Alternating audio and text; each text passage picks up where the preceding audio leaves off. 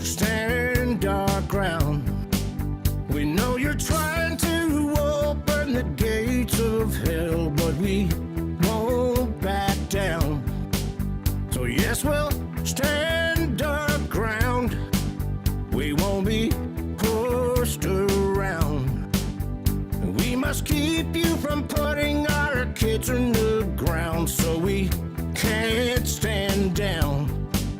No, we won't back down. We won't back down, baby. There ain't no easy way out. We can't stand down, brother. So we'll stand our ground. And no, we won't back down. 'Cause we know what's right. And we got plenty of fight. And if you think you're gonna keep pushing us around, well, you'll lose that crown. 'Cause we won't back down. We won't back down, baby. There ain't no easy way out. We can't back down, brother. We've gotta stand our ground. And no, we won't back down. You know, it's pretty clear. If these lunatics think they have the right to strip us of our rights of self-defense, and if they're willing to do that, what else are they willing to do?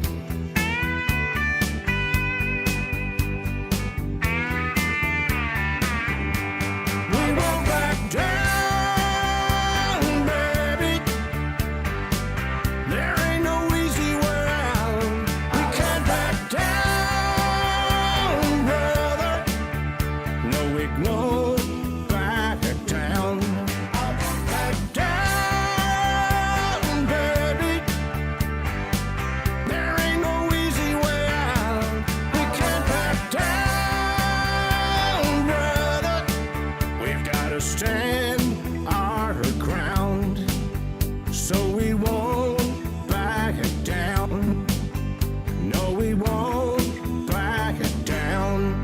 Virginians, you won't fight this fight alone.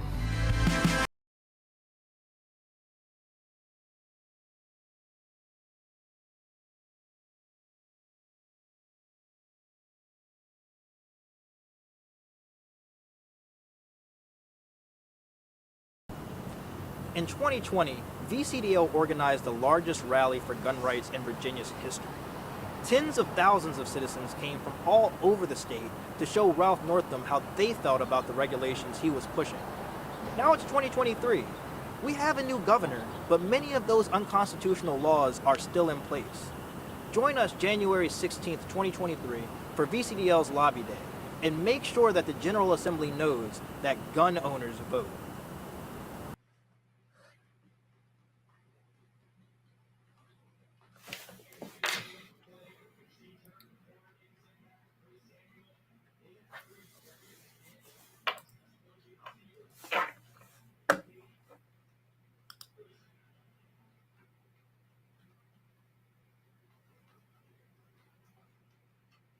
I can't hear.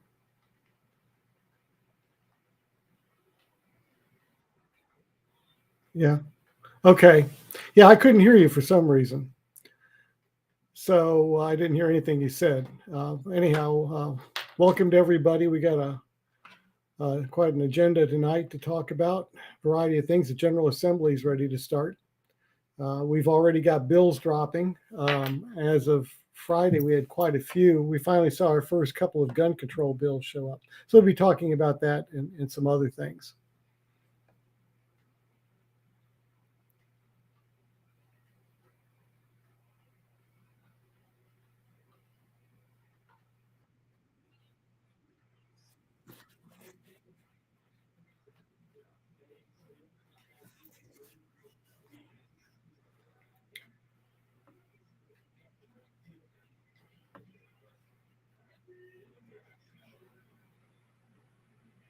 Yeah, that's located actually outside of Richmond in Henrico County. And it's got quite a spread. I mean, all kinds of, it's a big, rather large choice menu of everything from, I mean, you name it, American food, Japanese, Chinese. So we've had good luck there. They have a big room that we can go into, and if we have to, if we need to, we can spill over into another room. So I know Pat has set up once. We want to do RSVP so we can tell the restaurant about how many people we're expecting. So if you're looking at coming, Pat wants you to RSVP to her address, which you wanted to do pat.web.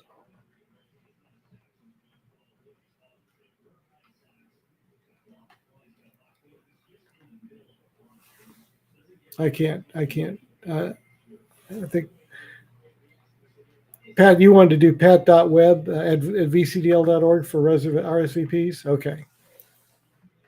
And for some reason, I'm having a hard time hearing Pat. I don't know if it's, I got a new set of earphones to make it so we don't get feedback. We had feedback the first time we used the system. It turned out I was the culprit. I didn't know it, but it was some kind of delay between when the speaker on my computer put a sound out and when the microphone picked it up. Somehow it caused a echo. So I've got earphones that should prevent that, because the microphone can't pick up what I'm hearing. Yeah, I can't. Pat, is it just me that can't hear you, or they can't hear you too? Yeah, nobody can hear. I see that. Pat, nobody can hear you. I don't know if you want to come out and try coming back in. Okay, I think she's going to come out and try coming back in. Sorry about that. I couldn't hear what she was saying. She was doing the intro. Okay, Pat. All right, can you hear me now? Yes, yay. Hey. Well, yes, there you are. Right? Okay. All right, so I don't know what was going on there, but anyway, once again, welcome everybody to our monthly membership online meeting. And we're going to talk about Lobby Day, which is a week from Monday. So it's coming up quick. The Lobby Day dinner is Sunday night, the 15th, and it is at the Hibachi Sushi and Buffet, or whatever they call it. Anyway, on Broad, where we've had it before. They have everything. Don't let the word sushi scare you off, because they have steaks that they grill right there. They have seafood. They have fried chicken. They have Asian food. They have all kinds of things. So, there's something for everybody to eat, and the price is reasonable. So, anyway, they have a big room as well, so that way we can all be in one area. And generally, as a general rule, a lot of the senators and delegates show up, so you get to actually shake their hand, ask them questions, talk to them face to face. So it's a fun time. Anyway, and then Lobby Day is Monday, the next day, the 16th. We'll start lobbying at 8 a.m. And then at 11 o'clock to noon, we have a rally at the bell tower. And then you can continue lobbying after that. So good day. Plan on being there. There's a lot to get done this year. Philip, do you want to go over the legislative agenda, the bills that have dropped so far? Yeah, sure. In fact, you can kind of keep an eye on these. And I don't know if John has updated the list on the website. Let me take a look and see if he's got that updated. What you do is you can go to vcdl.org, and then there's a place where you can click where you'll see on the main page, where you can click to get to the legislative tracking system. And I'm just doing a quick check here to see if a few of I guess he did not have a chance to put in the last batch that I sent him yet. John Pierce runs this tracker, and he has to update stuff. So he's got a lot of it in here. But some gun control bills hit that aren't showing in there yet. Let's go over what's shown up so far. There's a lot more coming. I realize the General Assembly is going to start Wednesday. So that's the first day. Now, Lobby Day is a few days into that, which is actually good. That gives a chance for things to settle down in the General Assembly. The first few days are particularly hectic for the legislators getting their act together. But bills will continue to appear for probably at least another week or so. And boy, I tell you, a big batch went in on Friday. And I expect Monday, Tuesday, there'll be, again, huge numbers of bills going in, hundreds and hundreds of bills. And I'm literally going through, looking at the title of every bill to look for anything that could tie into guns. Like anything, including self-defense, whatever that would draw my attention. Then I examine the bill in great detail. I also have the ability to search based upon certain keywords so that I can also find things if they mention firearms or weapons or anything of that nature to double check that I've caught everything, because literally there's thousands of bills out there. It's amazing. Well, let's look at a few of these. Delegate Wiley put in a bill for basically carrying without a permit, constitutional carry. That's one of several. We've got several constitutional carry bills going in. Marie March was the first one to put one in out in the western part of the state. She put in her version. I think these are probably identical, dealing with constitutional carry. That's great. Bill Wiley also put in a bill for VCDL that fixes a problem that it's something that needs to be fixed because it's antiquated. Years ago, there was a problem with Virginia driver's licenses. They were perhaps too easy to fake to get one, to fake your information and get a license.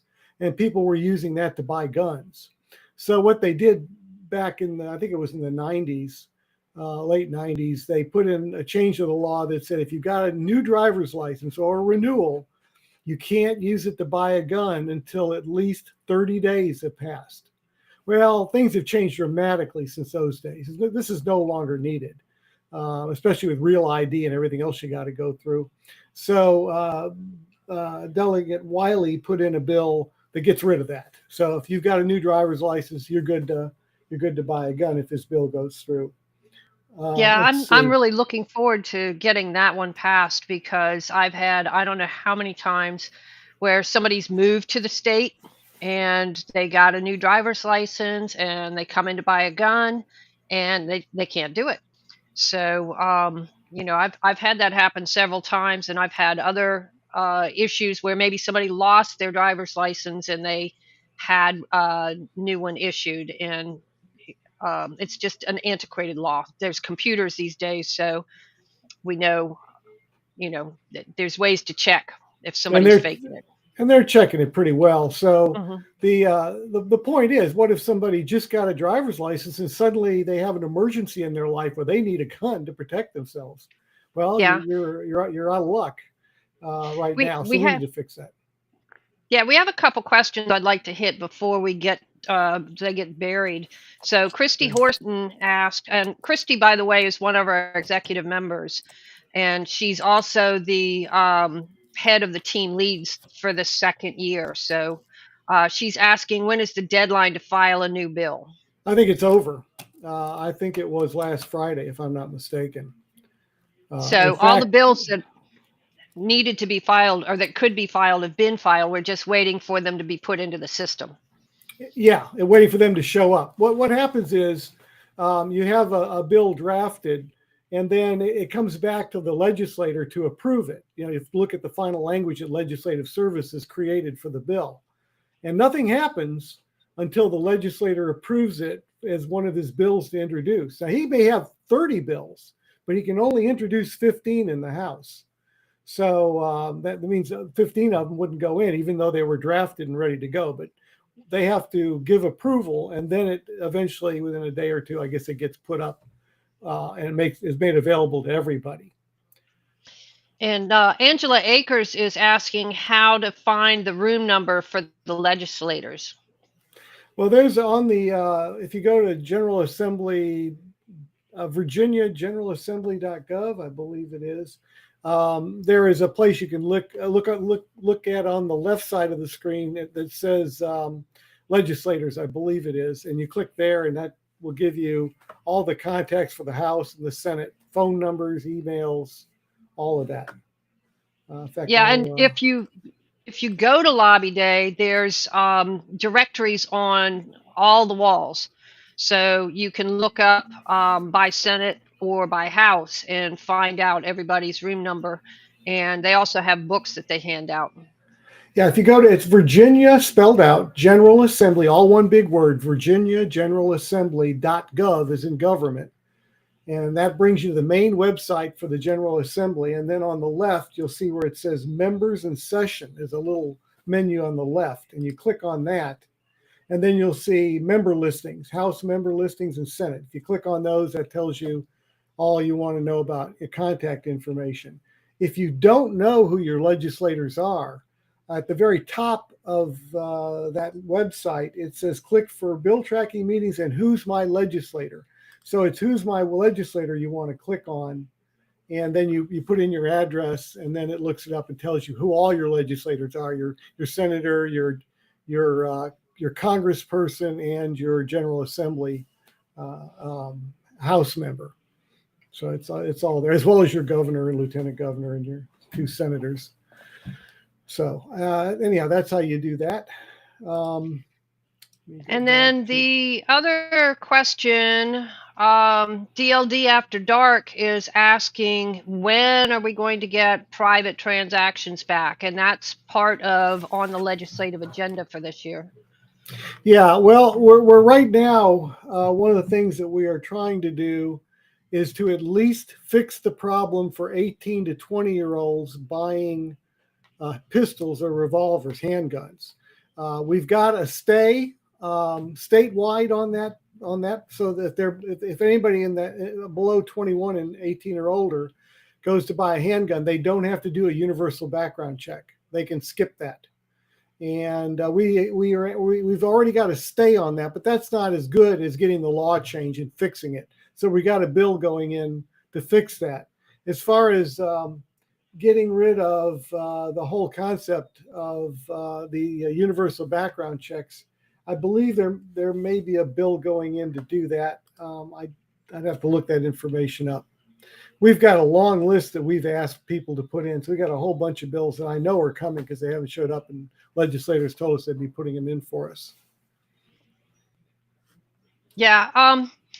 Also, I don't know how many of you guys have were watching the posts that I put up the last couple of days. Thursday and Friday and into the wee hours of Saturday morning, the VCheck system was down. They had a sprinkler malfunction, and a lot of the state police mainframes were just totally trashed. So they worked diligently, and I got to give kudos to the guys at the state police IT department because they worked their butts off to get everything back online. But because of this private sale background check law, it effectively stopped gun sales in Virginia for 30 hours. So that's just unacceptable. So come to Lobby Day and talk to your senators and your delegates about this, and let them know that, you know, you can't just deny rights like that, whether it's a computer failure or whatever. It needs to be, you just can't have that. Well, Pat, part of that's going to be federal law, isn't it? Well, federal law, yes, but private sales could have still taken place. True. During that time frame, that you wouldn't have been able to buy from a dealer, but there were absolutely no gun sales, and that was part of them saying that the private sale background check law was constitutional, was because it didn't stop sales. You know, so and we do have a court case going about this private sale background check, by the way. Yeah. So, that's a good point. It looks like something for next year at this point that we could put in there, but I think that should be fixed. The onus should be on the state. Hey guys, you can't keep up your part of the deal, then too bad. People still need to be able to get their guns. And Right. it's not our fault if you can't keep your computers running. It's your fault. Right. And as DLD said there, a right delayed is a right denied. I agree with that. Hmm. All right. Let's see what else have we got going on here. There's right now the law says that any NRA instructor's course or any NRA course as well, any of that, either an NRA course or an NRA instructor teaching a gun course, can all be used to get your concealed handgun permit. Kerry Coiner's carrying a bill that adds USCCA, United States Concealed Carry Association. They're offering a bunch of their own classes, including legal, things dealing with self-defense and other things. That bill adds them so that their courses would then be accepted to get a concealed handgun permit. Right now, they're not, but it would be up to a judge. A judge could look at it and say, "Sure, I'll accept that." But we want to make it so that's not up to the judge. And we may want to even add a few others as they show up onto this list. Okay, Marie March put in a bill that's for us, and this is a good bill too. I like this one. Says that if you are on private but public property, like let's say a mall parking lot or anywhere that is private property but it's open to the public, if you have a concealed handgun permit, they cannot keep you from storing your gun in the car in the parking lot. So think of your car as your castle, and they have no right to tell you what's in your castle. They can tell you what you can carry outside your castle onto their property, but not what's in your car, as long as it's legal, So that's what that bill does. And that would mean, when you leave your house, you don't have to worry that you're going to pull onto some private property, some private property that's open to the public, and be in a position where that you can't even have a gun in your car. That's ridiculous. Even Illinois got that base covered. For crying out loud, if Illinois can do it, there's no reason we can't do this in Virginia. It's not really, if you want to look at it as a private property issue, it's basically two sets of private property. Your car is your private property. And again, nobody should be able to tell you as long as it's legal, should tell you what you can have in your car or can't have in your car. And the person that's got their private property that you've driven onto can tell you, you can't walk around or carry on our property a firearm or whatever. You can't have a red shirt, but they can't tell you can't have a red shirt in your car, left in the car. So, Well, basically, it's an extension of your home. Yes. And we may want to look at expanding that down the road more, because other states, I think it was New Mexico at one time, did exactly that. They said it is an extension of your home. Everything that applies to your home as far as search and seizure, the whole bit applies to your vehicle while you're in it. That makes a great deal of sense. But anyhow, that's that bill Marie March is putting in. She comes out swinging, I'll tell you. Then we have Emily Brewer. Emily has put in a bill to allow a person with a concealed handgun permit to carry concealed in the Capitol Square, in the General Assembly. Basically, it puts us back where we were in 2019, where you could carry in the Capitol, the General Assembly, the Capitol Square, and state agencies. All that restores all of that. We need that. We do. Absolutely, we need that. Dave LaRock has put in a bill that does a partial restoration of preemption. Preemption is where state law precedes or overpowers local law.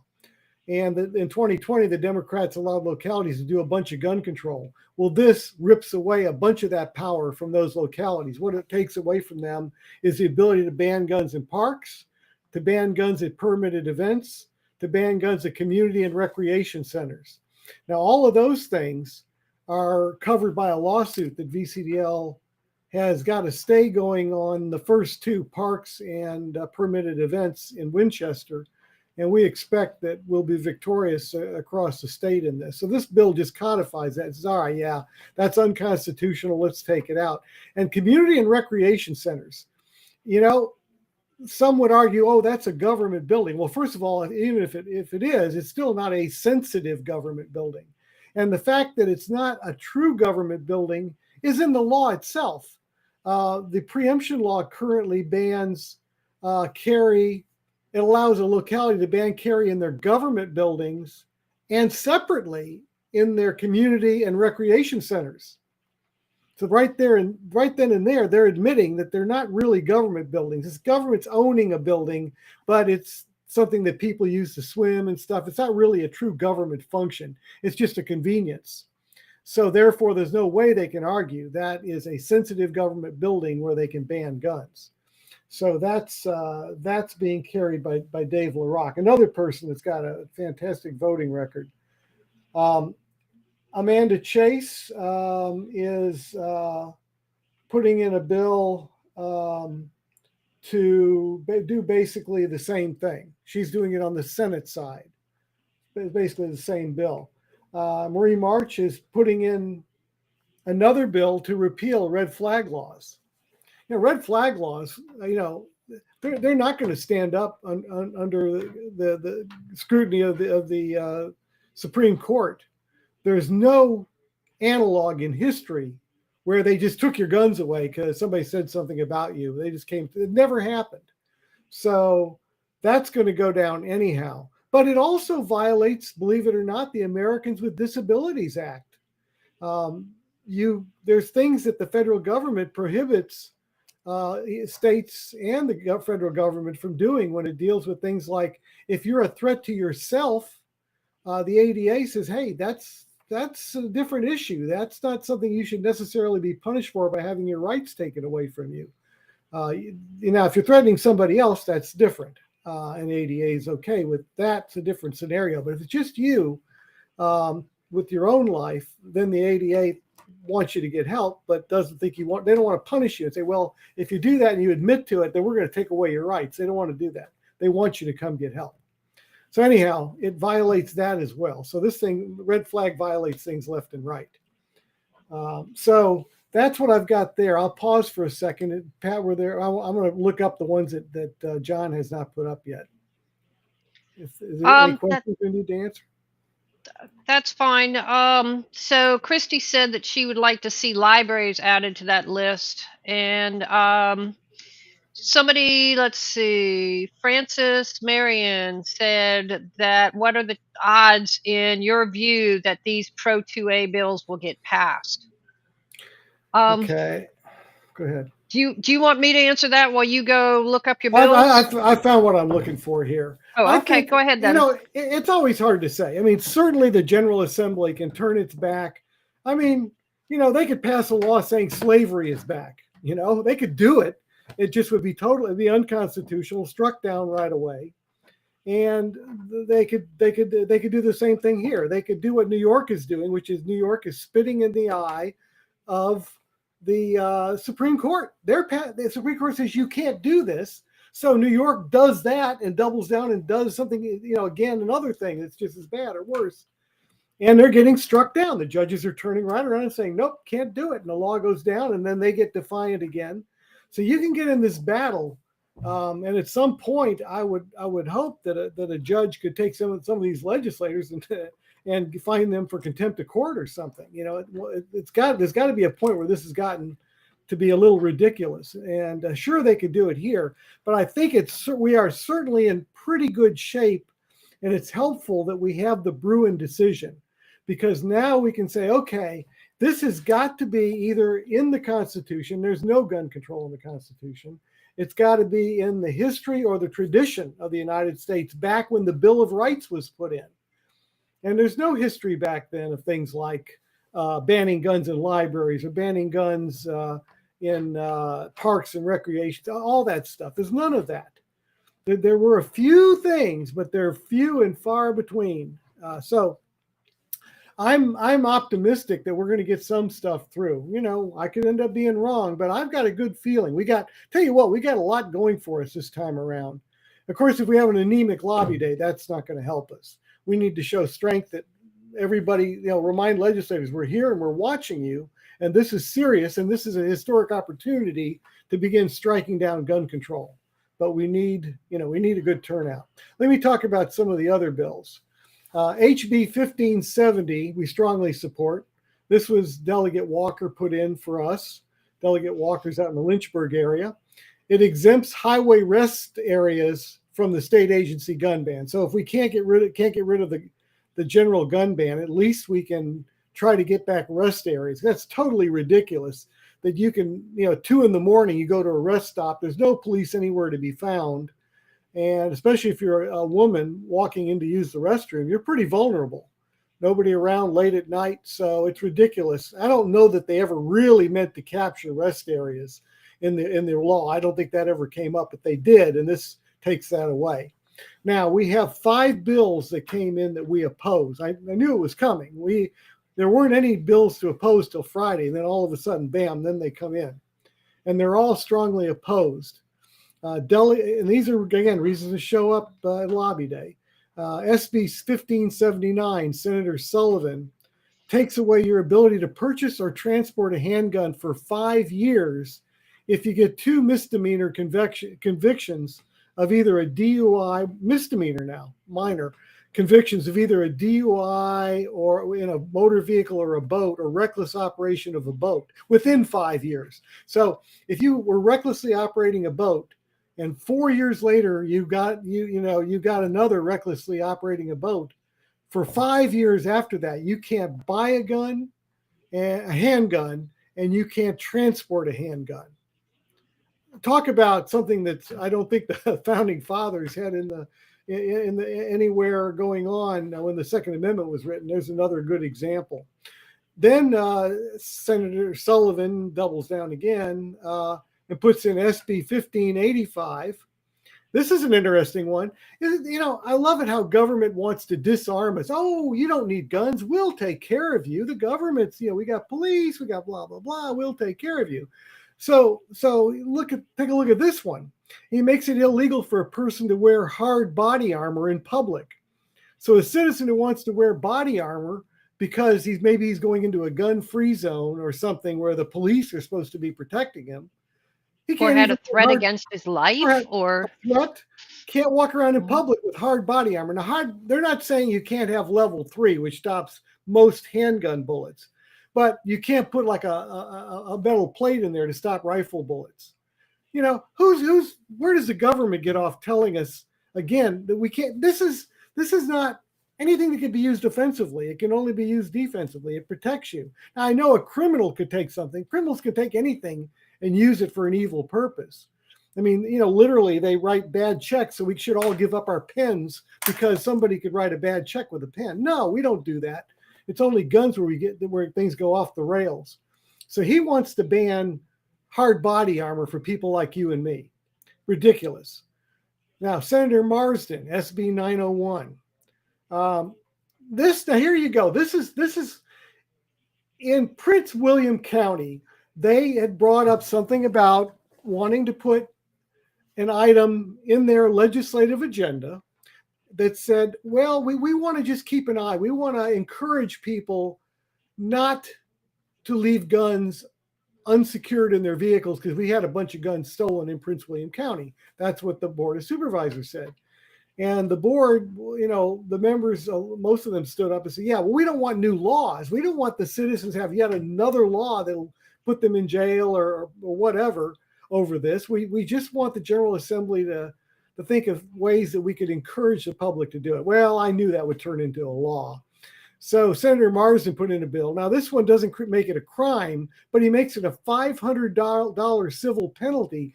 And if you're sitting down, if your gun is unsecured in your car, and I'll tell you what that means in a second. If the gun's unsecured, not only can you be fined $500, but they can tow your car away. How do you like that one? Wow, tow your car away because you had an unsecured gun. Yeah, let the towing company have an unsecured gun when they take your car. That sounds like a real winner. So, and for this bill, for your gun to be secured, your car has to be locked and your gun has to be in a locked container. Not one or the other, both. So if you locked your car, but you didn't have a lock on your glove box, now your car could be towed. You could be fined $500. Look, the problem here is the criminal. He's got no authority to go in your car. I don't give a darn if you don't lock your car door and you have a gun in the glove box unlocked. I don't care. Technically, it's the criminal's fault if he goes into your car. That he's breaking the law. That's on him. That's not on you. You're the victim. He went into your car unauthorized, entered your car, and stole something of yours. Now, is it a good idea to lock your car? Yes. Is it, if you want to lock your gun up as well? Sure. But that should be up to you. This is putting this is the old thing of where the woman that got raped gets the blame put on her because she was wearing her dress was too short. This is the same sort of thing. No, you blame the criminal for criminal deeds. So anyhow, you can tell this one animated me. Senator Marsden, I can't believe some of his stuff. SB 909, Senator Favola, adds a requirement that if your guns are to be temporarily taken away from you, for example, in Virginia, if you're convicted of a misdemeanor domestic violence, you lose your guns, I believe it is for 3 years, and then you automatically get them back. Well, right now in the law, you can give your guns to a family member to hold for you. You can't have access to them, but at least they can hold them. That way you don't have to give them to the police. Because the police, if they lose your guns, they get stolen, they get damaged. The way this law is written, it's like, oh, well, too bad. So literally the cop could take your guns, drive to a nearby building and throw them all in a dumpster, and nothing could be done to them. That's ridiculous, but that's the way they have this. So this way you can at least turn your guns over to family or friends. What she's doing is she's saying that the person you're turning it over to has to be at least 21, and they can't reside in the same house as you. So let's say that your brother got a restraining order against you. Man, it could be pure BS, but he got a restraining order against you. Well, right now you could give your guns to your wife or your spouse if you're a woman, and she could lock them up and keep them away from you. People do this all the time. A lot of felons out there, their spouse isn't a felon, and the spouse can own their own guns, but they have to keep them locked up and secured away from their felon spouse. That's perfectly legal. Well, here now she's taking away that option. Now you got to find somebody that doesn't live in your house and give your guns to them instead. Yet for a felon, it's okay for the other way around. It's, again, none of this gun control makes any sense, but here we go. So that's Senator Favola. Then the last one is Senator Morrissey. He comes in with SB 918. Well, here we go. This is a quote unquote assault weapon ban. Oh, it's also a semi-automatic ban, basically, with certain criteria. If you own a semi-automatic centerfire rifle or pistol that has a fixed magazine, and we'll get to detachable in a minute. Let's say you've got a rifle that's semi-automatic or a pistol that's semi-automatic, and it holds more than 12 rounds in the fixed magazine in the gun. That's a gun you cannot have. Now I'll get into details about why I say cannot have, but let's first go over what he's targeting.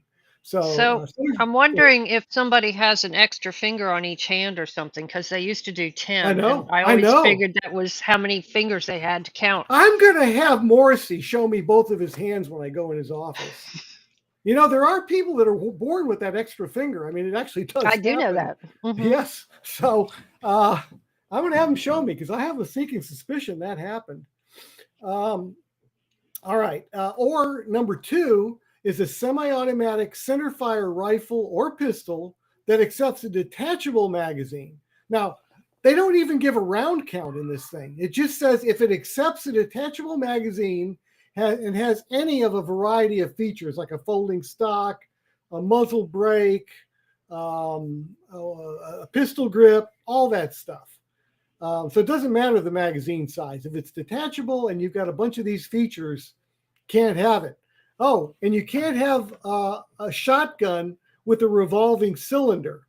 I want to say, didn't they make one of those like in the West? Didn't they have, I know they had a rifle with it was like a revolver, but it was a rifle. Yeah. Did they do that with shotguns? Yeah. So I think that applies to the circuit judge. that shot 45 long Colt and 410. Yeah, but I mean, they apply to other things that we need to Mm-hmm. check into. But again, they're worried about that. So now you can't. And then also, I guess wouldn't that cover the old street sweeper? Wasn't that also a revolver type, which is already illegal in Virginia? You can't Yeah, own a it street is, sweeper, by the way. and Yeah. it's a class 3 item, isn't it? Or you Form 4 for it federally? Yeah, I think so. I think that's correct. So anyhow, he did that. And let's see what else. Oh, and a shotgun that will hold more than 7 rounds of the longest cartridge that it's chambered for. And you can't carry any of those things. If you have one, your grandfather. But let me again. I have to kind of split this out. This is a long bill. It's got a lot of moving parts.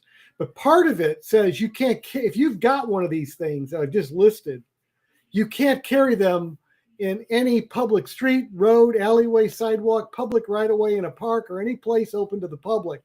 So this is like our 18.287.4, the bill that says you can't have a threaded barrel or a magazine that'll hold more than 20 rounds in Richmond or Fairfax County. This kind of spreads it out over the whole state. So if you own this gun, you basically, you can only take it like to a shooting range and back, and to get it fixed and back, stuff like that. He also makes it so you can't have more than a 10-round magazine. Now he said 12 for the fixed magazine, but if it's detachable, there's a 10-round limit on that. Now, on these items I've described, number one, you can't, as I said, you can't carry them in basically in public. Number two, they're grandfathered, but you can't sell them. So if you have an AR, it's grandfathered. You can keep what you got, but you can't buy anything new, and you can't sell what you got. At the end of the day, I guess you have to turn it into the state for destruction or something. Doesn't that constitute a taking? Oh, I would say so. But Morrissey doesn't seem to be concerned about the Constitution. So you're right. I mean, that's a taking. They've taken, you can't do anything with the gun. You can't get your money back out of it. They basically have made it worthless for you. Totally worthless. So that brings us to Francis Marion's question. Shouldn't the Virginia AG review the state gun laws and, in light of Bruin, recommend that the legislature change or repeal or etc.? Shouldn't he be reviewing these laws that are being proposed? It's actually a very good question. I think that was well thought out. And it wouldn't do us any good this year, but I absolutely think that we need to have a sit down with the Attorney General. And I think that's an excellent, excellent idea.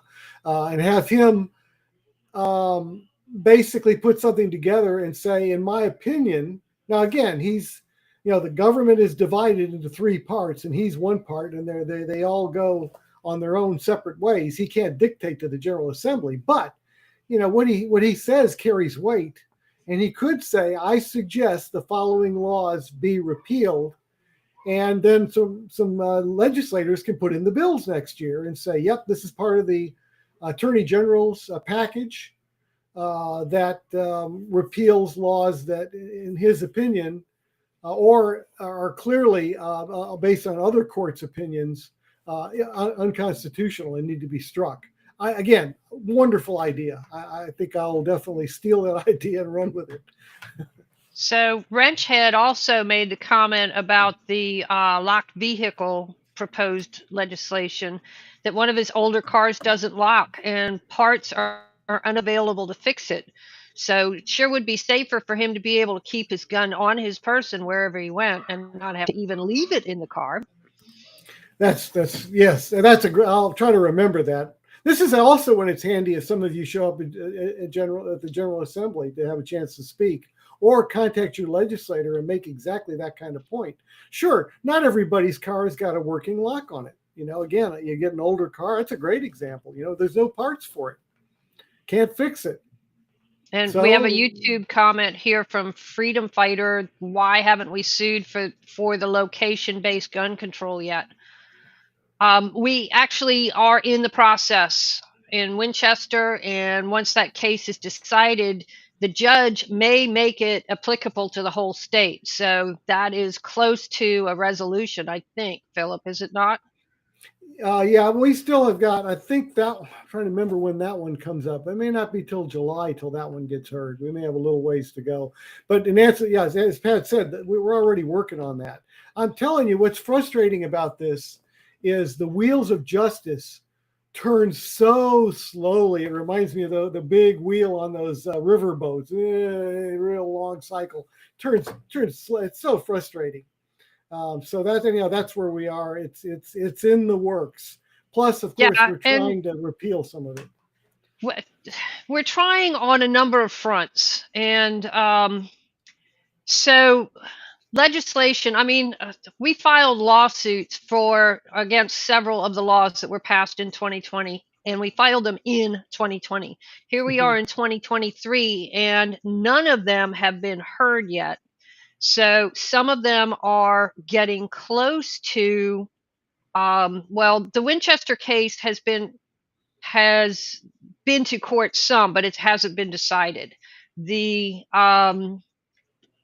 the private sale background check case should be going to court next month, but that's just starting. It takes forever to work through the court system. So sometimes it is faster and less expensive to get a bill repealed, even if it takes several years to get it repealed. It's just a long, drawn out process.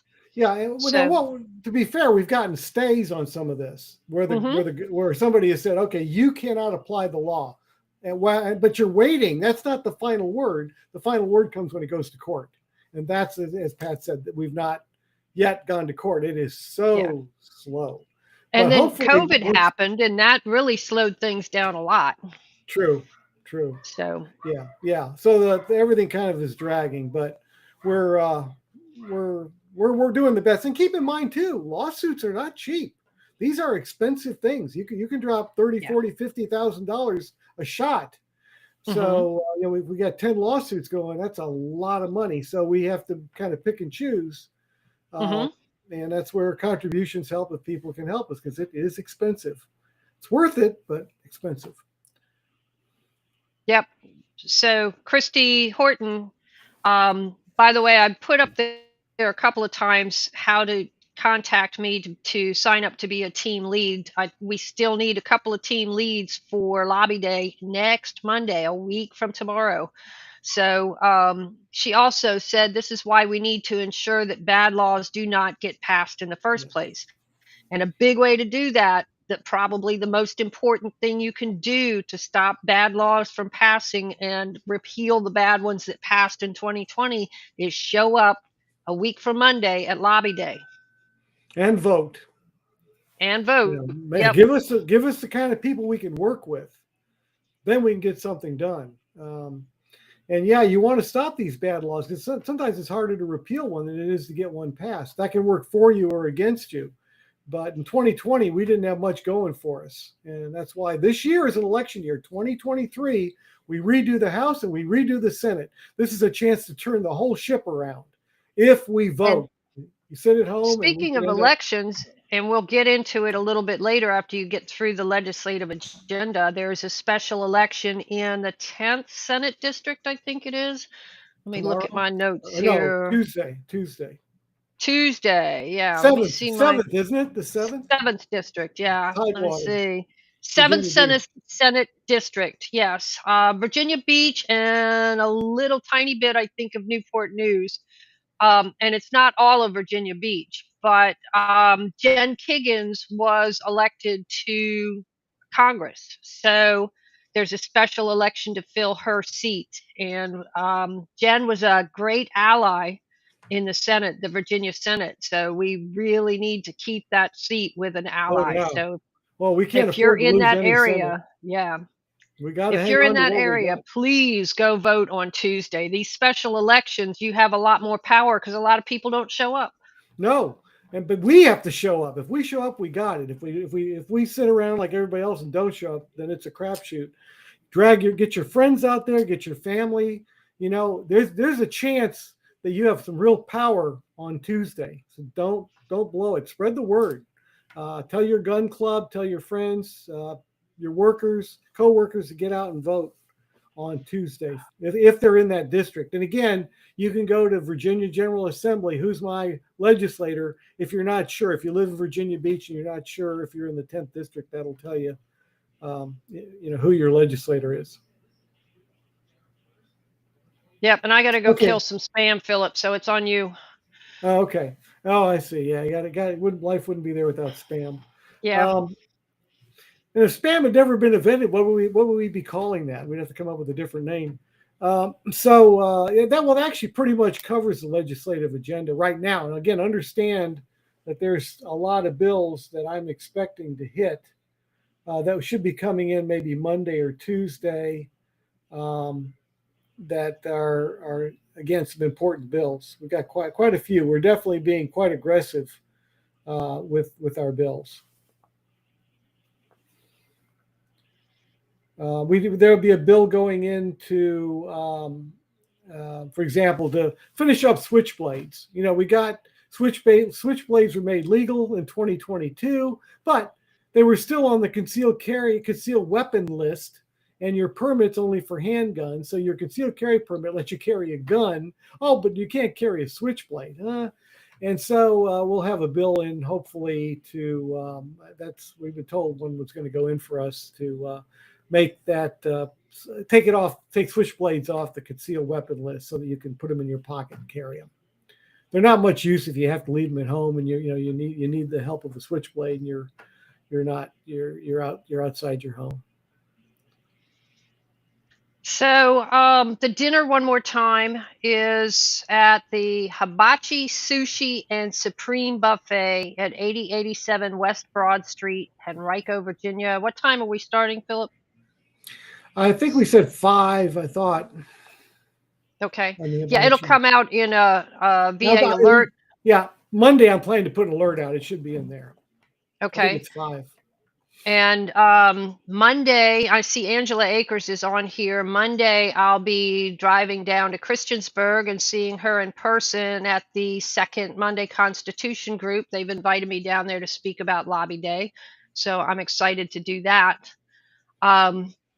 Let me see what else we have on here. Sorry, I'm not as organized as I could be. The red flag case, the New York Supreme Court decision. You want to talk a little bit about that, Philip? I'm sorry. Which case was it? The New York Supreme Court red flag case recently. Yes. They've struck down the New York red flag law, and actually, what they struck it down on would apply here in Virginia. One of the things that let's ignore just the due process part. We know that that's a problem. The fact that they take your guns and then later on you get to defend yourself. That's total baloney. But ignoring that, what the Supreme Court of New York said is, hey, you're allowing people who are not medical professionals and professionals in mental health to make basically come to a conclusion about somebody's mental health. Oh, I think he might kill himself. I think he might be a danger to society. Well, who are you? Are you a professional? Are you a medical? Are you a psychologist or a psychiatrist? Have you studied all this stuff? No, you could be the butcher down the street. That doesn't make you a medical professional, and certainly doesn't make you a mental health professional. And they said that that's unconstitutional. You just can't have people who are not properly accredited basically diagnosing you. Makes perfect sense. And in Virginia, we do the same thing, right? Red flag, you don't go in front of any kind of psychiatrist. No, they just take your guns. They leave you at home. You can still kill yourself if you want. They don't seem to care about that. They just take your guns. And that's what it was all about from the beginning. Let's be clear. This wasn't about saving lives. It's about taking guns any way they can. Now, we do have our temporary detention order. That one does. It puts you in a mental health facility for 72 hours while they evaluate you to see what your problem is. Is it something just physical, temporary, or do you have a mental issue that needs to be fixed? So Red Flag took it down in New York, and we've got the same issue here. There is absolutely no mental health professional in the loop on this whole thing. Just a Commonwealth attorney or a police officer or a judge, and none of them are mental health professionals. So I think that will help us quite a bit. We've got a lot going for us to strike some of this stuff down. We really do. But I'm still in love with the idea of getting the attorney general to review these. Again, I think that was a stroke of genius. So Michael Mitchell is asking, does VCDL still believe that they can lobby Democrats for gun rights? Yes, some of them, for example, may well, and some of them do vote with us on occasion. You have to present the case to where it makes sense to them, and for some of them, there are various issues that may make sense to get these through. I believe we can. Will it actually happen? Well, it could, and it has in the past. Occasionally, we've gotten things through, but it's not easy. But I think, again, the Supreme Court ruling is going to help us considerably. So we'll see. Whatever it is, we're going to fight, and we're going to fight as hard as we can. I don't care what the odds are. We've got a mission. We've got a war to win. I'm not going to sit here and say, oh well, I don't think we can make it. Oh no, we're going to give it everything we got, because you'll never win if you don't fight. Well, so there's a few things that have changed. With COVID, especially, there were a lot of new gun owners, and a lot of those new gun owners were Democrats. And so one of the things that VCDL University is doing, and I'll talk about that in a second because it's a new and exciting VCDL program. But one of the things that VCDL University is doing is starting a program to go and knock on doors and talk to voters about why they need to vote for their gun rights first. So this will put pressure on the Democrat Party to knock gun control off of their hit list. So, yes, it is doable. And there have been Democrats in the General Assembly that have voted the right way on some of these bills. So, Philip, we lost you for a minute there. Oh, I got no sound from you, Philip. Right, because I muted it. Yeah. Uh-huh. Okay. Yeah, I'm here. I just went to get some water, and I figured rather than just show a blank background, I just got the camera. So there's been some discussion in the chats about writing letters and or emails. Some people do put more weight on a written letter than an email. But we've been told by several legislators, and the numbers vary, but typically it's about 10 or so, 7 to 10 emails and or letters that really gets a senator or delegate's attention. Phone calls, maybe 5 on a particular subject from 5 different people will really get their attention. Hey, this is a hot topic. Going in and seeing them in person, just 1. If you take the time out of your busy day and you go down and make an appointment and get FaceTime with your senator and your delegate, I don't care who they are, they take notice of that. Yeah, well, think about it this way. I mean, part of it's kind of common sense. If you're taking the laziest approach possible, that means, yeah, it's important to you, but not so much you got to go out of your way. So typing an email, let's face it, that's the easiest thing on earth to do.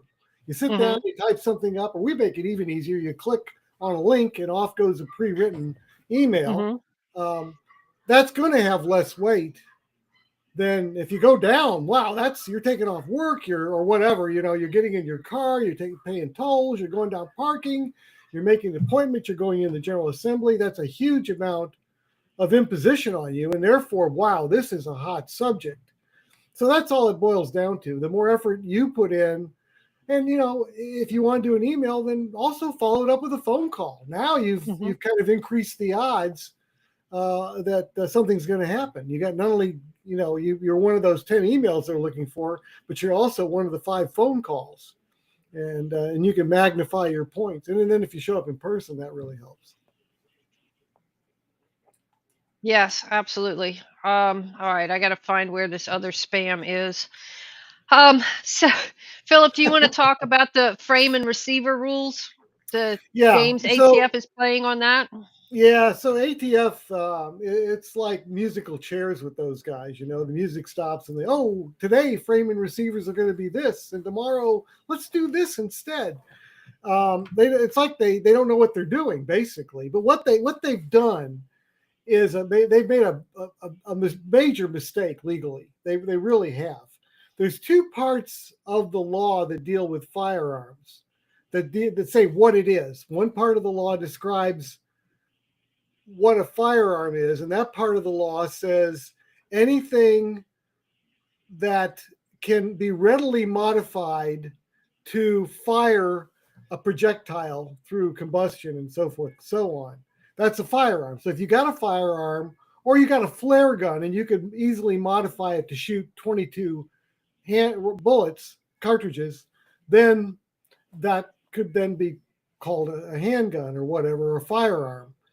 That was one of the federal definitions. What is a firearm? And that can, again, it can include a firearm as we know it, or something that could be readily converted to fire ammunition. Okay, so that's the one definition. Then the second definition that's part of this law is that anything that's a frame or a receiver is a firearm.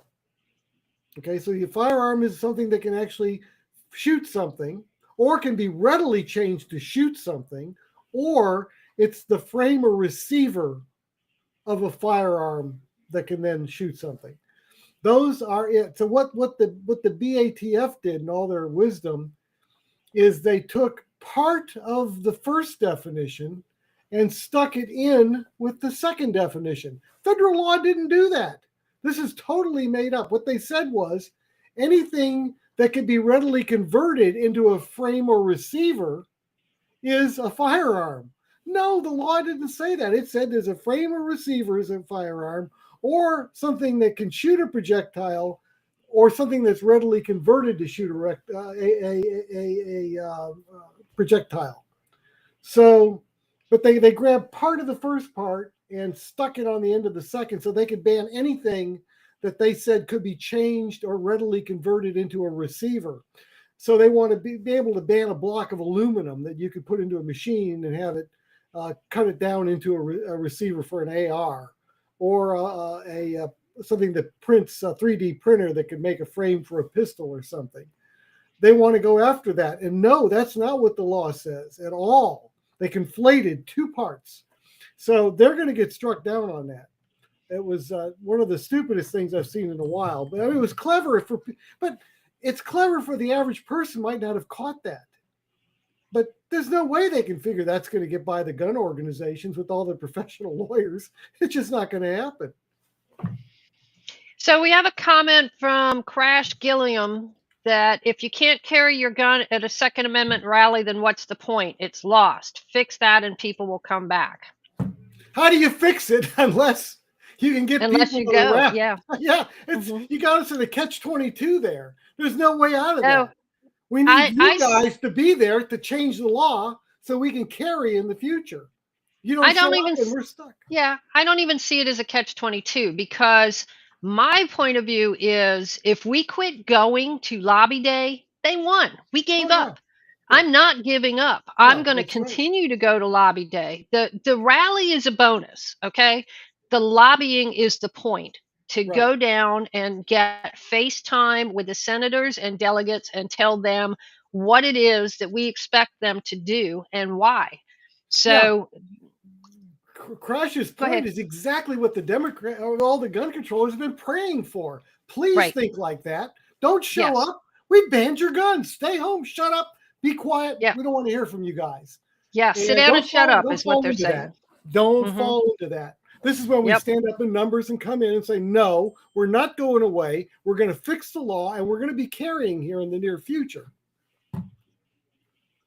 Absolutely. Believe me, nobody wants to carry more than I do there. Nobody. But that means I'm not going. I'm going. I'm going to be there. Mm-hmm. So Did you have a chance to look at the recent bump stock case? That Yes. Yeah. yeah, that Yeah. that might be worth a mention also. The Fifth Circuit has struck down the bump stock case. Again, as you recall, VCDL was part of a lawsuit in the sixth or ninth circuit. I can't remember. Might have been I can't remember if it was sixth or ninth. It was no, Sixth Circuit. I'm sorry, it was Sixth Circuit, Mhm. like Illinois area, Indiana, I think up in there. And that one ended up with a tie vote on a full Sixth Circuit tying, which is extremely unusual. And so we didn't win on that one. But Texas filed the same thing. And in the Fifth Circuit, it was a clear win because we all know that a bump stock does not make a machine gun.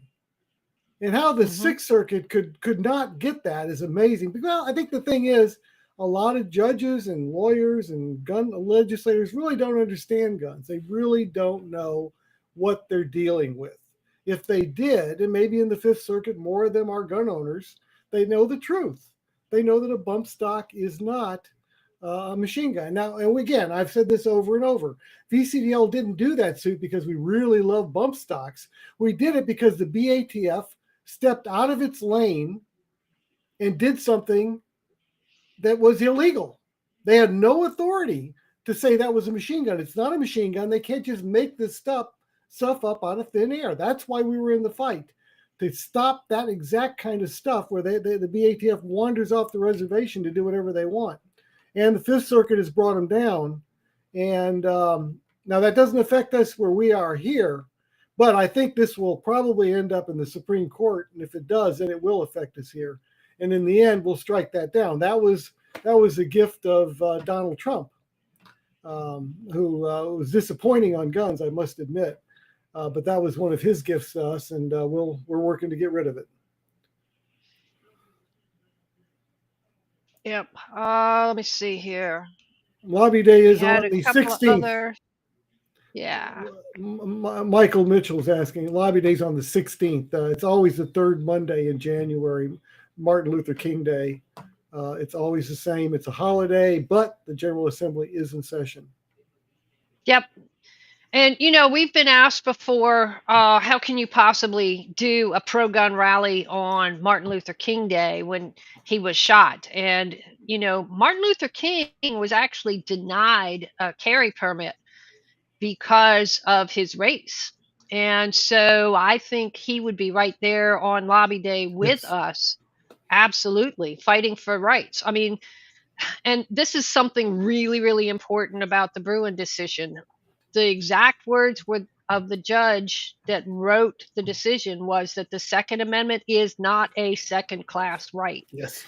So we have to keep fighting. There will always be people trying to take our rights away, and we just have to keep fighting to preserve and restore them. So, we have to go down there and do the face-to-face with the politicians. If we can't carry in the building, we're going down there to fight for the right to carry in that building. Right. Yeah, it's been taken away from us. Elections have consequences. In 2020, we paid, and 2021, we paid dearly for those consequences. And Absolutely. let's flip this ship around and let's get all these rights back so that we'll be able to carry in the General Assembly again. We'll be able to carry at ABC and DMV, all that stuff. We want all that back. We want to go back to where the laws were in 2019 and then improve from there. Right. And moving forward, we have to stay proactive, not reactive. In 2020, we were reactive. They put the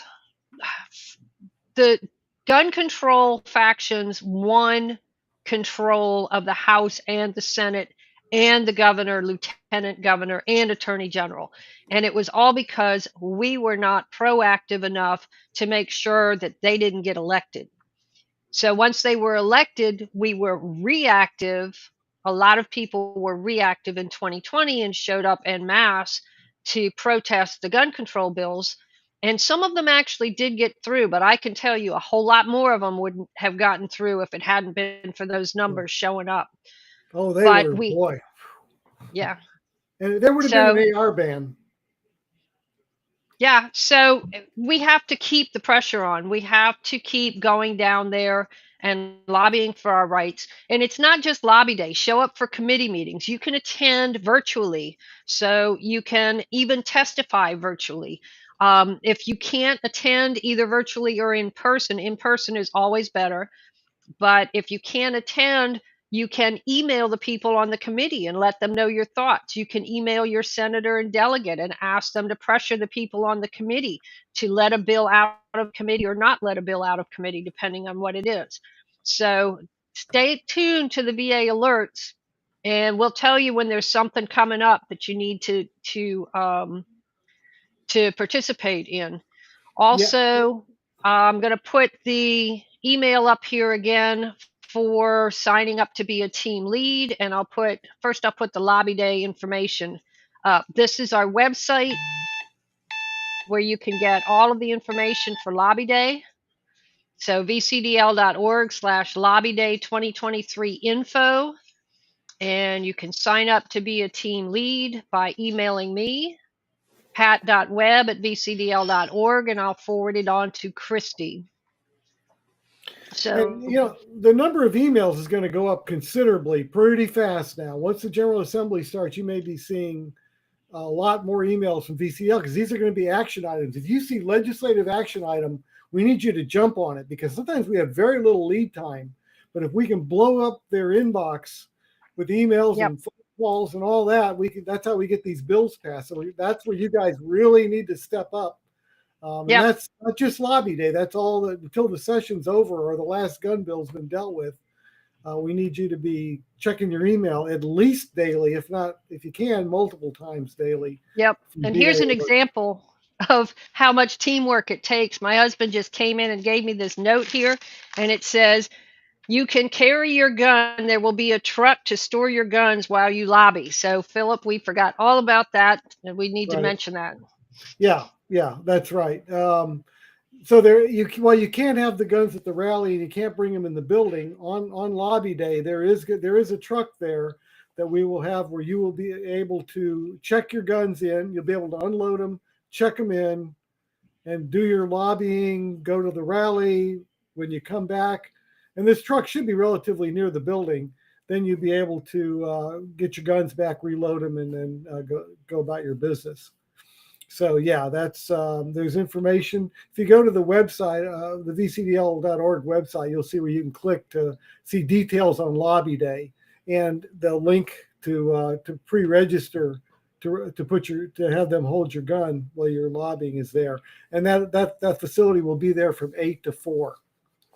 So you can. So that's right. So we got, but you can't carry at the rally. You can't carry in the building. By the way, on Tuesday, Lynchburg is going to vote on becoming a Second Amendment sanctuary. So they're not going to have, I don't think they're going to have, my understanding is they're not going to have a hearing. They've already had hearings. The hearings have like over 1,000 people showing up saying we want this. And I think like 5 that said they didn't. And it didn't get passed because the Democrats that were in control then said, nah, we're going to ignore what people are saying and we're just not going to do it. Well, that cost them. They lost. 3 of them lost their election and they were replaced by Republicans. And the Republicans are going to vote on this on Tuesday. So if you're in Lynchburg, I'm going to try and make it there. If you're in Lynchburg, go to the city council meeting, show support, call your city councilman and urge them, especially if they're the Democrat, urge them to support the Second Amendment sanctuary so you can join 95% of the rest of the state and not be this one little weird colored blob in the middle of a sea of green. You want to be part of that. So if you're in Lynchburg, contact your city council member and show up on Tuesday. I think it starts at, I want to say 7:30. I'd have to check, but I think it's 7:30. Yeah. Francis, send me an email about your VA alerts. I'll check what's going on that. So there is handicap accessible. We had somebody say that they are disabled and I think he said he was in a wheelchair. I lost the thing. It scrolled up too fast. But yeah, the building is handicap accessible, so there are elevators and handicap entrances and things like that. Do you want to also talk about the legislative tracker real quick? We're at 9:15, so we're going to I pop know. off of here soon. I noticed, and I guess you were answering this, Francis Marianne, about not getting any alerts lately. You should be getting an alert from VCDL at least at a minimum once a week. If Yeah. you've gone 2 weeks and haven't seen an alert, something's wrong. Now, what can happen is some of these systems have a little button that says spam. And if you accidentally click that, you're now locked out. You have to then talk to your provider and get VCDL taken off your blacklist. Because once you click that, you're out of the system. And that's happened to people. They were in a hurry and they meant to click something else and they hit the spam button and bam, that's it. You do that once and you're off the system until you reset it. We can't do anything on our end. We cannot do that. So I just want to let you know that it does happen occasionally. People don't mean it, but it happens. The legislative tracker, again, if you look on the website, you've got a link to that. The legislative tracker has on it the bill number, and if you click on the bill number, it takes you to the bill. It gives you the legislative history, which we also put on the right of the bill tracker. It's got the history on the right, what's happened with the bill step by step as it works its way through the General Assembly. But if you click on it, you can actually read the bill and see word for word what it says. And if you do that, I'll give you a tip. At the top, you'll see a highlight button, a menu item called highlight. Click that, and then it takes any changes and puts them either in bright yellow or red if they're strikeouts. If they're added text, it's in yellow. And if it's a strikeout, it's in red. And that makes it really easy to see the changes to current law that a bill makes. Otherwise, you have to look for italics and stuff, and it's kind of hard to do, but use the highlight feature. It's really nice. There's so also there'll be an option when a bill's in committee, you can click and send an email to the whole committee. But right now, none of the bills are in committee because they haven't even started yet. Sorry, cancel that call. Let's see. It also tells you the patron, and it's got VCDL's comments. It puts the comments that the legislative services put for a bill, their definition, but below it is the comments that VCDL has, which often go into more detail as to how the bill affects gun owners. Sometimes to read the general comments that the legislative services puts in doesn't really tell you anything much. We give you the detail below, so you know the talking points, you know what's good or bad about the bill. Now I'm in the process of creating there's a document I create every year that's handed out on Lobby Day. It's a gun bill analysis. And that's where I take the similar information in the tracker, but I put it all together and I categorize it by, strongly support, neutral, oppose, strongly oppose. And it's laid out really for legislators. That way they can look up a bill number and say, aha, VCDL supports this bill and here's why, in plain English. Legislators love that because it saves them from trying to crawl through the bill and figure out what this thing might actually be doing.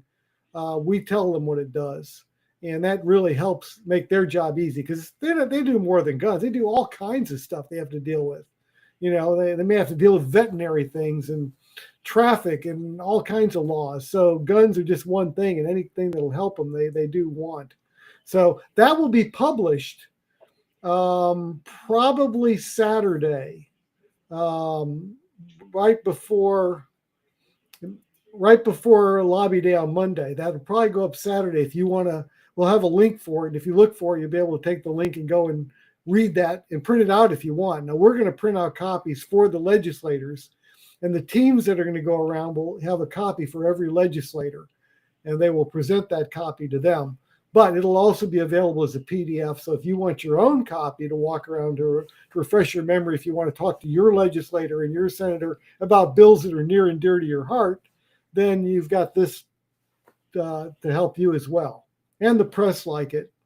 So that will be on the lookout for that. So have you got anything else, Philip? Trying to think. All right, you Like think I'm going to go like, over a couple of? Oh, did you have something? I was just going to say, like the Three Stooges, trying to think, but nothing's happening. All right, I'm going to go over a couple of important things. To sign up to be a team lead, my email's on the screen right now, pat.webb@vcdl.org. Same email to RSVP for the dinner Sunday night. That's a week from tonight at the Hibachi Sushi and Supreme Buffet, 8087 West Broad Street. It'll be in the VA alert. If you go ahead and RSVP now, you want to put in the subject line Lobby Day Dinner and the number of people attending. You don't have to put anything in the text of the email if you don't want to, but it helps me if you put in the subject line what Lobby Day Dinner, where you what you're RSVPing for, and then the number of people attending. That way we can let the restaurant know. Information for Lobby Day is all on bcdl.org/Lobby Day 2023 info. If you don't know who your senator or delegate is, you can go to who'smy.virginiageneralassembly.gov. And that might be all of them. I did want to mention real quick that if you have not been getting the VA alerts, sometimes what can happen if you forward an email to someone else and they click the spam button that you didn't strip from the bottom, the unsubscribe button down at the bottom, it will unsubscribe you or report your email as spam.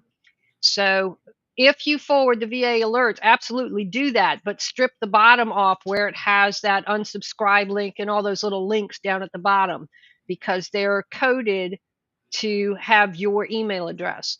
So, like Philip said, if you have reported as a spam right now, we don't have a way to ask for that to be removed. We're working on that with our tech support team, but they have not fixed that problem yet. So if that happens, the only thing you can do, if you can't get your email provider to unspam us, then you have to set up a new email address. So you can just set up a free email and subscribe to the VA alert with that. So that's all I have. Your turn, Philip. Yeah, I think that pretty much covers it. It's going to be a very busy week. Again, just watch for the emails. They're going to be starting soon. The 11th, this Wednesday, is the first day of the General Assembly. So it's going to get hot and heavy here. This is going to be our busiest time coming up January, February, and so forth. But we'll be able to we'll keep you posted step by step as things progress. But we need you to do your part. Right. This is Grassroots. We are Grassroots. Our members are active. They don't just send us dues and then we do all the work. That's not Grassroots. Grassroots is we do work, yes, but you do work with us. Together, we coordinate, pull it together, and get the job done. VCDL is only successful because of all of you guys pitching in and helping carry the load. Also, if you've been missing the emails, just on the front page of our website, down towards the bottom, there's links to the most recent ones, or you can go to the VA Alert tab and see further back, so you can catch up on what you missed. All right, folks, I think that's everything. Yeah, take a last look, see if there are any comments. Yep. Yeah, Abel said if you use Google or other services, you can get a new email address forwarded to your main email box. Yeah. Okay. Cool. All right. I've been trying to watch the comments, so I don't think we missed anything, but I'll go through them on the different pages and answer anything that we missed. So Okay. we're at 9:24. I think we've kept these people here long enough. So I'm going to say good night. Yeah. Okay. Thank you all for tuning in. And the fight's on, guys. Yep. I'll see some of you tomorrow night down in Christiansburg, and we'll see some of you Sunday night at the sushi restaurant. And I hope we'll see most of you on Lobby Day next Monday, a week from Monday. and maybe some of you in one of the committees, either virtually or show up in person. Help us Yep. sit in the audience with your GSL badge, and even if you don't want to talk, you're there and it helps. It absolutely does. All right, Good night, thank you. all. Good night.